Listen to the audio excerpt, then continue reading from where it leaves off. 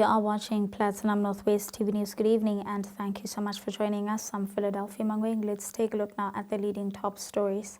First up, Northwest MEC of Education Viola Mutsumi said to address challenges faced by underperforming schools, and the ANC Youth League in the province shows dissatisfaction, and that leads them to marching to the Premier's office that is set for tomorrow. In the business news, legal battle continues between AfriForum and energy regulator NERSA, and in the sports news, we take a look at the latest PSL signings. We begin here. MEC Viola Mutsumi, who has been reappointed for a second term as the Executive Council of the Northwest Department of Education, will meet with the principals of all underperforming schools in the province. Here's the Department of Education spokesperson Mpata Molokwane. In an effort to boost matriculation results, MEC Viola Mutsumi, who has been reappointed for a second term as the Executive Council for the Northwest Department of Education, will meet with the principals of all underperforming schools in the province. MEC Mutsumi has emphasized a zero-tolerance policy for schools performing below a 70% average this academic year. Now, the primary objective of this meeting is to address the challenges faced by schools that has had a pass rate of less than 70% in the 2023 academic year.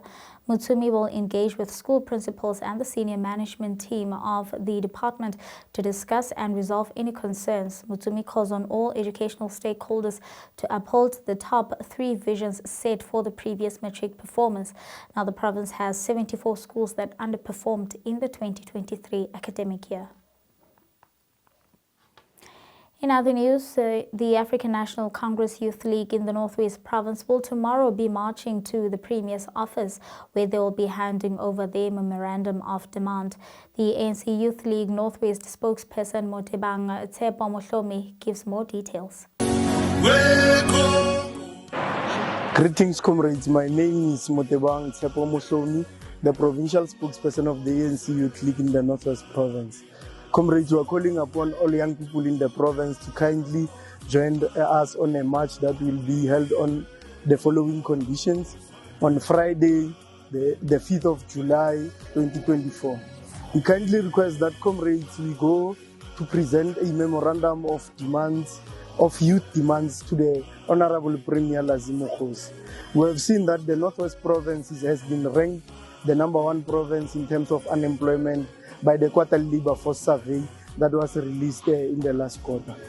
And we want to take these demands to the Premier so that him and his cabinet can go and work out a plan in particular that is going to include young people in the economy, in all corridors of power, in all sectors of our economy. We want young people in agriculture, we want young people in mining, we want young people in the arts, we want young people in education, we want young people to be sustainable, and we want young people who are going to take over this government to be capacitated. So we're requesting that all of us, comrades, on Friday, let us gather in Muntua Stadium and march forward to deliver the most historic memorandum of demands, which are youth demands. Thank you very much. Now, the South African Student Congress also called on all SASCOC structures to join in. In more news, the Umkhonto weSizwe Party has withdrawn its application against the Independent Electoral Commission, that's the IEC, to the Electoral Court.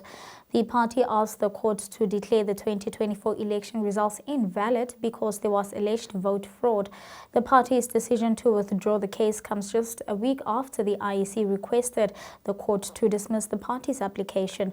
The IEC stated that the MK party had failed to provide credible or admissible evidence to support its allegations of voter fraud. Moreover, the party did not comply with Section 55 of the Electoral Act, which requires appeals against election results to be filed within 3 days of their declaration. The party filed its appeal 2 weeks later without providing reasons for the delay. The party claimed that more than 9.3 million votes were not accounted for. Meanwhile, the Electoral Court also sentenced 2 MK party members to a fine of 150,000 rand each for contravening Section 81 and 82 of the Electoral Act by inciting violence and rioting before the elections. Visvan Reddy and Boginkosi Kanyile's fines were suspended for a period of 5 years. And to the story now, TV presenter and rapper Molemo Jubjub Marohanye is a free man again. The state has withdrawn all the charges against him at the Johannesburg Magistrates Court earlier today. Marohanye was accused of 3 counts of rape, 2 of attempted murder and 1 of assault with the intent to cause grievous bodily harm. The offences date back between 2006 and 2010. He was arrested in July last year and has been out on bail. It's not the first time that Marohanye finds himself at loggerheads with the law. He was convicted in 2012 and released on parole in 2017 after he was involved in a crash that killed 4 school children.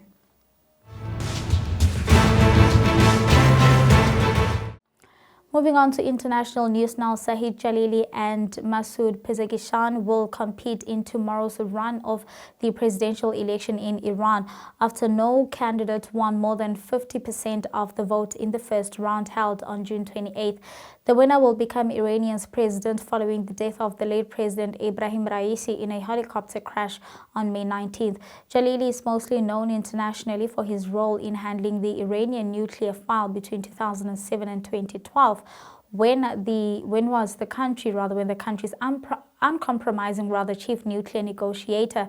He currently serves as one of the Supreme Leader Ali Khamenei's direct representative on the Supreme's National Security Council and has unsuccessfully run for the presidency twice before.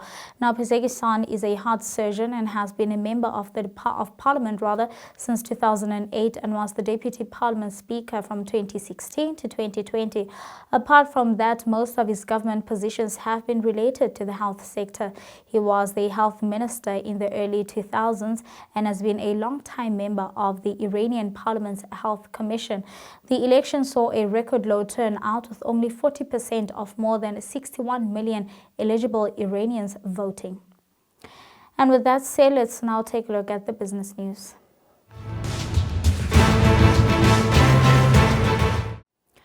In the business news, there is continued uncertainty about electricity tariffs in most South African municipalities as the legal battle between civil rights group AfriForum and energy regulator NERSA intensifies.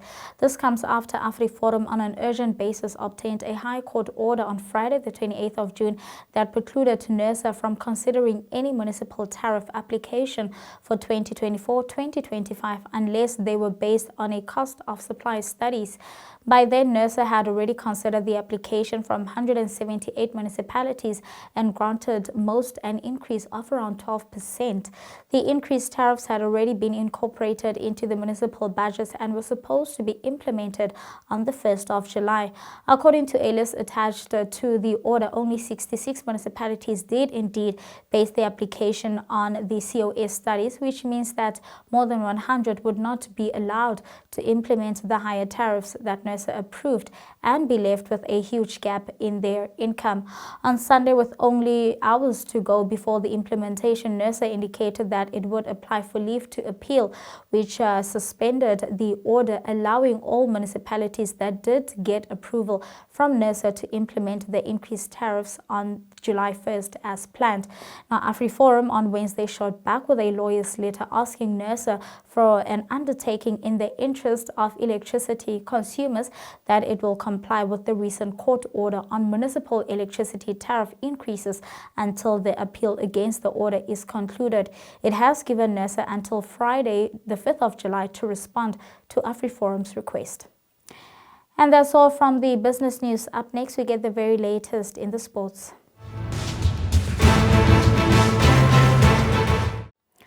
In soccer news, Cape Town City have continued the early foray in the transfer market and announced the signing of Kamohelo Mokocho. The 33-year-old joins the club from Sekhukhune United, and Mokocho made 50 appearances for them since joining the club in January 2023, following his exit from the ML side in Cincinnati.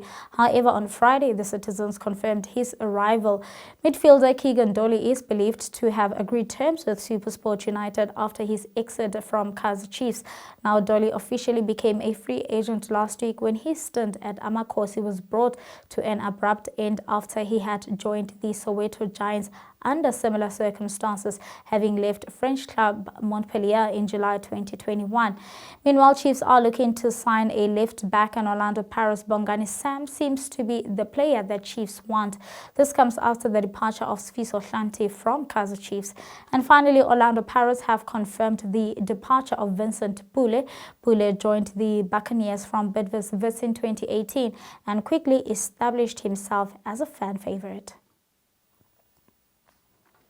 Moving on to rugby news, the South Africans opened their campaign with a big win against Fiji and now take on physical Argentines in Stellenbosch. The junior Springboks coach ELECTION.Nhleko has made 5 changes to his under-20 team for their second match at the World Rugby Under-20 Championship on Thursday. This comes after the Junior Boks thrashed Fiji 57-7 in their opening game at the Cape Town Stadium this past Saturday. In the backline, Nhleko has opted to go with Bruce Sherwood at fullback and Philip Albert van Niekerk at inside centre, while up front Thabang Phafi moves from blindside flank to open side flank, with Thabobele Hlekane moves from lock to flank. Jaco Grobelaar comes in at lock to make his debut. Now the Baby Boks currently top Pool C ahead of the game against Argentina. And that's where we're going to have to leave it for tonight's bulletin. Thank you so much for watching. I'll be back again tomorrow evening. Till then, good night and take care.